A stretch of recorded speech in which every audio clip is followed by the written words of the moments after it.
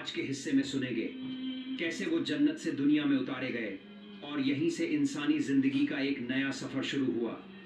गंदम खाने के बाद हजरत आदम अलैहिस्सलाम को सरमन द्वीप यानी आज का सिंहल श्रीलंका में उतारा गया और बीबी माँ हव्वा अलैहिस्सलाम को जद्दा नाम के शहर में उतारा गया। शैतान की इस चाल में मोर और सांप ने भी उसकी मदद की थी।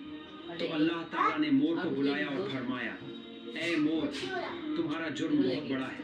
अगरचे तुमने सीधा गुनाह नहीं किया, लेकिन तुम बिल्कुल बेगुनाह भी नहीं हो, क्योंकि तुम्हें मालूम था कि मेरी इजाज़त के बगैर कोई भी जन्नत में दाखिल नहीं हो सकता। फिर भी तुमने एक अजनबी को वहाँ जाने में मदद दी, इसलिए तुम्हें सज़ा मिलेगी।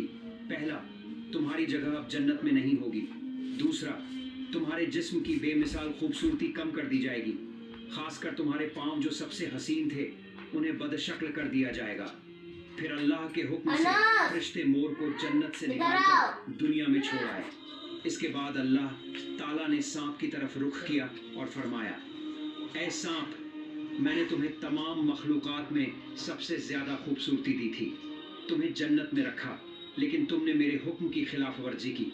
तुमने शैतान को मेरी इजाज़त के बगैर जन्नत में दाखिल किया। अब तुम्हें भी सज़ा मिलेगी। तुम्हारी सूरत बिगाड़ दी जाएगी, तुम्हारे पाँव ख़त्म कर दिए जाएंगे। अब तुम जिंदगी भर बिना पाँव के रेंगते फिरोगे, और जिस मुंह से तुमने शैतान को जन्नत में दाखिल किया उसी में अब खुशबू की जगह झर भर दिया जाएगा। इंसान तुम्हें देखते ही मारने की कोशिश करेगा। और फिर अल्लाह के हुक्म से फरिश्ते सांप को भी जन्नत से निकालकर दुनिया में छोड़ आए। अब जन्नत से निकलकर हजरत आदम सरमन द्वीप के रेगिस्तान में और बीबी हव्वा अलैहिस्सलाम जद्दा शहर में उतरी। चारों तरफ अंधेरा, न कोई इंसान न कोई आवाज। अजनबी दुनिया में अचानक उतरकर दोनों हैरान थे, गम में डूबे हुए थे।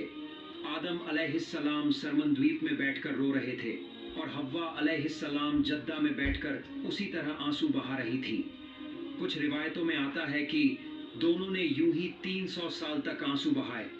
उसके बाद अल्लाह रब्बुल आलमीन ने अपने इन गमज़दा टूटी हुई दिल वाले बंदों पर रहमत की नज़र डाली।